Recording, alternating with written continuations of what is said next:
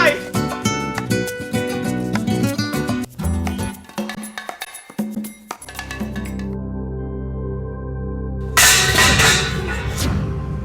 খামারে লস করতেছেন বইলা বাড়ির মধ্যে এসে রাগারাগি করেন কেন? 100 বার করবো। পিচ্ছি একটা ছোকরা, তার ভাব দেখলে পরে গায়ে জ্বালা ধরে। এত গুসা হনের কি আছে? সে শিক্ষিত পোলা, তার খামারে গিয়ে দেখেন না সে কি ফিট খাওয়ায়। চাচা, লুকে দেখার কিছু নাই। আমি আমার মাছ ও মুরগির খামারে খাওয়াই অ্যাডভান্স ফিড।